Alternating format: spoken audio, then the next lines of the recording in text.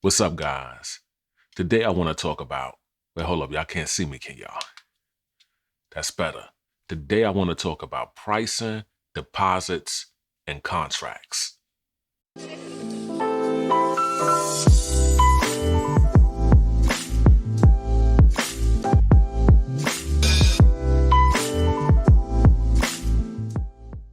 Now, when it comes to charging clients, I don't just shoot at the hip and just give them a quote. I have to figure three main things when it comes to pricing, and that's travel, time, and editing. Because after I shoot a client, whether it's video or photography, when I'm done shooting them that day, my job is still not over. I still have to bring the project home. But even before that, I have to travel to the client to get to them.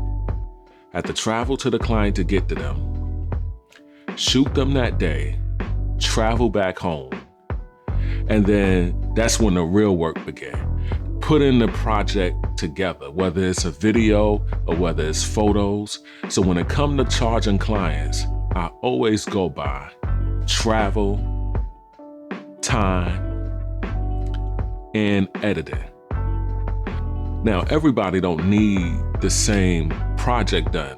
So with some things I have set prices, but with other things, it's according to the client needs.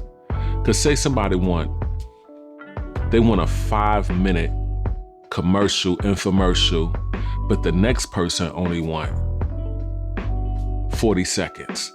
Should I charge them the same? No, I shouldn't charge them the same because both of their needs are different. But one thing does remain the same though. I'm gonna charge them time, travel, and editing. And when it comes to charging people, you can't be scared to charge people. I know a lot of people that do business, that some people do photography, and they just scared to charge people. They're giving everybody crackhead prices. And let me say this, that you should give people good deals sometimes. Sometimes you should do free stuff, but you gotta make a profit. You got bills to pay. I remember one time somebody from church called me. And let me just say, I never cared that the people I went to church with didn't pay for photo shoots and stuff. That never bothered me because I know that doing business with the church meant that they would feel like I owe them something, that they should get a discount or something. So one time that somebody from the church called me, they text me, and there was something coming up at church and they wanted me to come do it for free. So I gave them a price and they got mad. They were like, how you expect to be blessed and you can't do nothing free for your church? But I've done plenty of free photos at church. The couple that called me, I've done free photos for them. So I don't even know why they said that. I used to clean the church for free. Nobody paid me. Nobody helped me buy those those cameras. Nobody helped me buy the $1,000 lenses. I purchased that on my own. So now, when I expect to get paid, there was a problem. You don't owe your church family, let me tell you something. You don't owe your church family or your real family any free stuff. Because if they don't get it from you, they're gonna go out there and pay somebody else. So you charge them. Now let's talk about deposits. You have to take deposits. You should. Let me tell you what taught me to take deposits. I used to do stuff. I used to set up photo shoots with people, and this happened numerous times when I first started. We'd set up photo shoots, and when people changed their mind, they would never tell you. They would never tell you like, hey, look, I'm not going to do the photo shoot. They wouldn't say nothing. And I was like, wow, I'm finding out that we not shooting the day that we're supposed to shoot. So I was like, you know what, later for that. I'm putting deposits in place. Because first of all, who's gonna not call you and tell you anything, get in touch with you after they done paid their money down, right? And let me tell you, with deposits have to be non-refundable. It has to be non-refundable. I let clients know, potential clients know upfront, your deposit is non-refundable because your deposit is locking down a date in which I could have had other business that day, but I put your thing aside, and now your deposit is non-refundable. Now, some people, they want their money back and this and that, but you gotta always let people know from 21 Jump Street that their deposit is non-refundable. And also, when it comes to the deposits, say you talking to a new client, right? A potential client, and they telling you what they want and this and that, y'all talking or whatever, even planning to do it a certain day, but they have not paid the deposit yet. Okay, now here go Jane Doe. She's ready to pay her deposit right now for that same day and that same time. Who do you go with? You go with Jane Doe. You go with the person that pays first.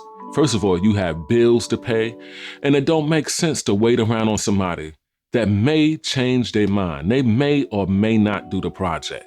You can't afford to do that. You have to go with the person that's paying first. If you want a photo shoot, say if you want a wedding, okay, I know a wedding is going to lock down 4 to 5 hours, wedding and reception, and we talking that day. But then somebody else comes along and they're having a wedding the same day. Well, you pay your deposit, I'm going with you. I can't wait around on this person, and they may never go with me. You know what I'm saying? They might choose somebody else. Okay, now this person that I could have got the deposit from, now they're gone. Because I told them I had something to do that day. I had another wedding to do that day, and this person changed their mind. Now this money's gone, and that money's gone. Always go with the first person that pays the deposit. Now about calendars, I never put anything on my calendar if there is not a deposit. Always get a deposit first before you put anything on your calendar. Anything. Because like I told you, people will change their mind and never tell you. And first of all, if there is no deposit, we have no business, we have no plans. So I have to have a deposit first before I mark my calendar. I don't put anything on my calendar unless there has been a deposit paid. Now, as far as sharing ideas, don't share ideas with clients and give them ideas for their projects unless there's a deposit paid. Because people will take your ideas and give it to somebody else. I will not give you my ideas. I've done that now, I've made that mistake. But I will never do it again. Give clients, potential clients, my ideas for their projects, my thoughts, my creative ideas for their projects, and they have not paid a deposit. I'm giving you free stuff. I'm giving you something, and I'm not really a part of the project yet.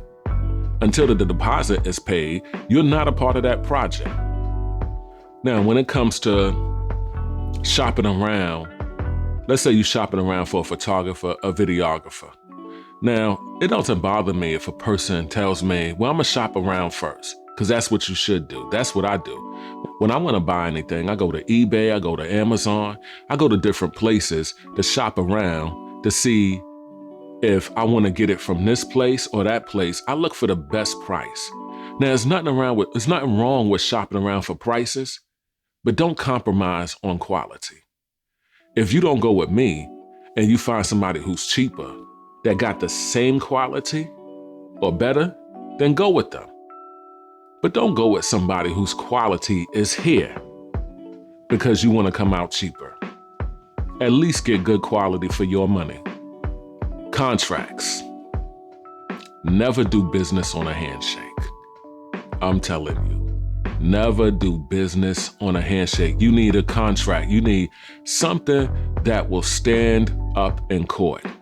Let me tell you something. This is business. This is not friendship. I've done business with a girl one day, and it's really a verbal contract, and then something happened where she wanted her money back. No, I think I refused to do it. And then she wanted her money back. So I told her, you know what? Okay, I'll give you your money back. But I'm gonna hold back this portion because really she didn't pay a deposit. She paid the whole thing at once. But I told her I'm gonna hold back a certain portion because that's what I always do for the deposit. She said, no, you ain't tell me that. I told her this part of this portion is non-refundable. No, you ain't tell me that. I'm taking you to court. So when she said that, you know what I had to do? I had to give her the whole thing back because she was right. I did not tell her about the deposit in the beginning. We had no contract. I did it because me and her were cool. And you can't do that. You have to separate friendship and business. You have to separate the two. They don't work well. And there ought to be a level of professionalism with your business to let family and your church family know that this is how I do business. You should have contracts because people are shady. I don't care how long you know them. When it comes to money, friendships are torn up. Marriages are torn up. I'm telling you, business relationships are torn up. Money will cause people to act funny. So I'm telling you, a verbal contract is a no-no. Doing business on a handshake is a no-no. Let me tell you, I did business with this person and I went out of town and I did a major conference. I did photos for a major conference.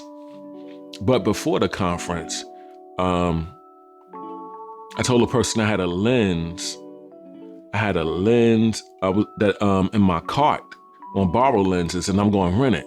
Now it was only going to cost me $100 to rent it for about 3 or 4 days. Because when you do events, you need event lenses. You need long lenses so you'll have a long reach. Now I would never do an event with portrait lenses. Now I know a lot of y'all probably don't know nothing about this, but that's why there's so many lenses out there, because different lenses serve different purposes.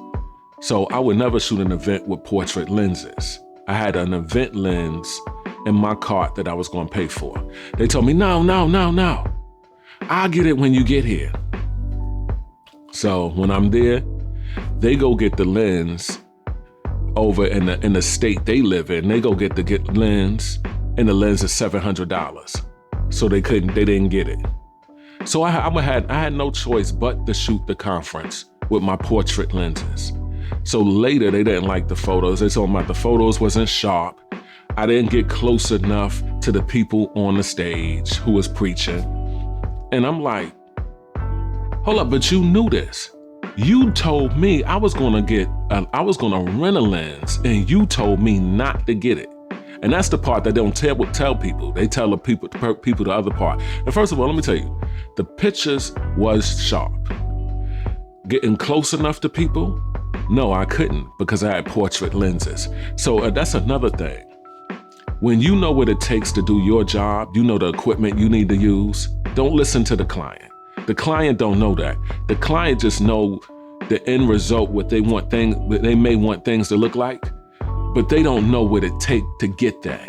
So never listen to the client as far as equipment that you should use, because they don't know. And so that was a thing that they shared with people, but they didn't share that part, that they told me not to get it. I also did a wedding one time, and the bride told me that there were seven photos missing of people who came from out of town.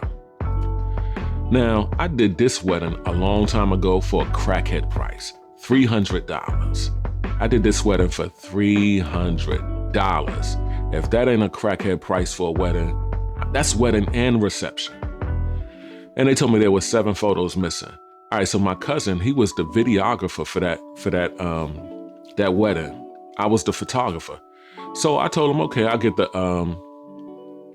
get the photos from him. Because from video, you can get photos from videos. So they didn't want that. They're like, I'm taking you to court.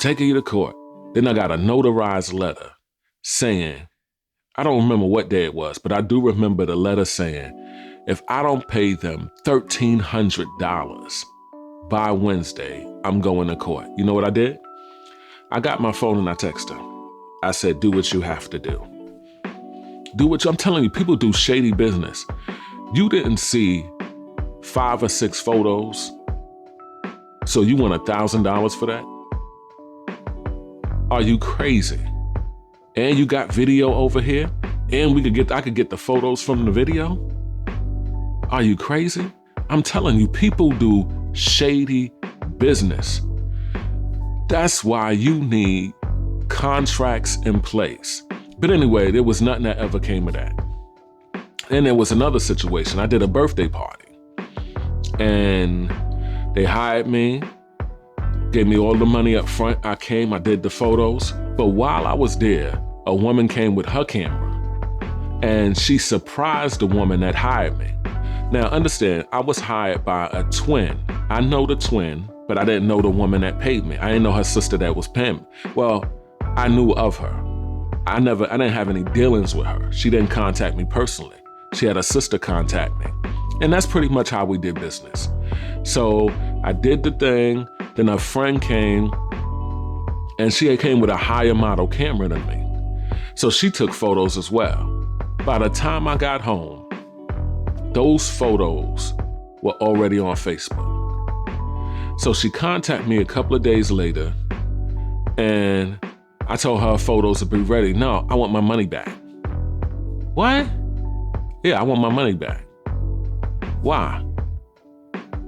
She didn't say why. She did like she want her money back because the woman came and took free photos was the real reason she wanted her money back. So I told her, no, you're not getting your money back. She like, well, I'm gonna call your church family and tell them, I'm gonna call your pastor and tell him you're taking pictures of women butts at the birthday party. I said, okay, do that and show him the photos too. I done gave her the photos by this time. I said, show him the photos too. Well, I'm gonna call your local newspaper and tell them you taking pictures of women butts. I said, okay, well, don't you gotta show them the photos too? So nothing came of that. I'm gonna take you to court. She was harassing me.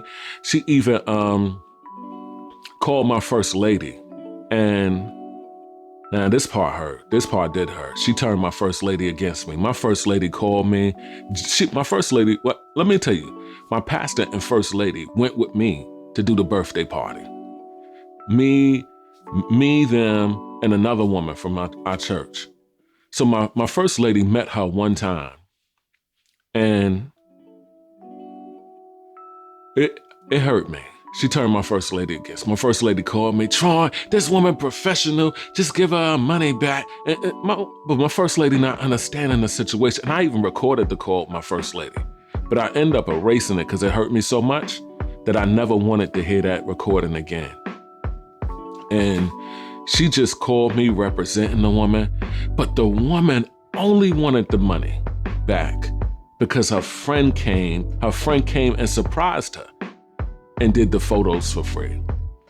So I'm like, no, she's not getting no money back. So I'm gonna take you to court, take me to court. Okay, we get to court. She came with a book showing how the woman's photos were better than mine. That's why we should have had a contract in place. She's showing a judge the woman's photos was better than mine, which was ridiculous because this the case you making? First of all, you hired me. You did not hire the woman.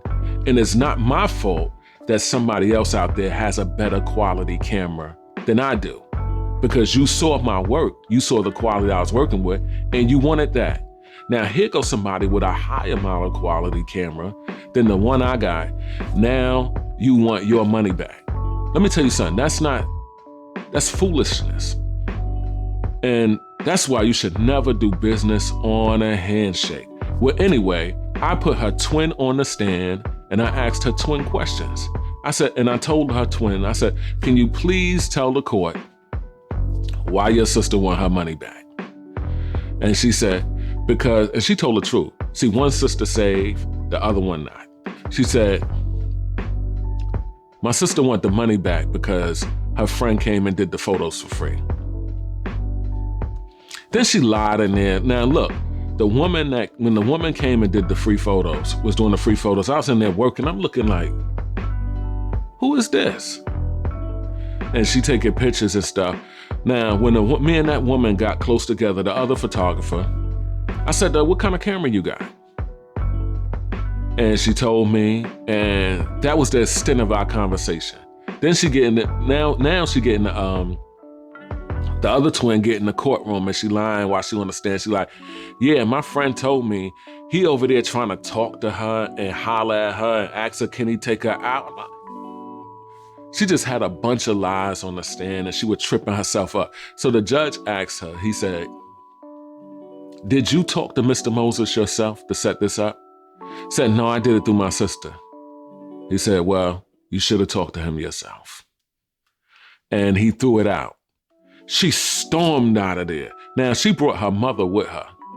Now, it was the twin that I know and her mother, all three of them together. She stormed out, left her mother.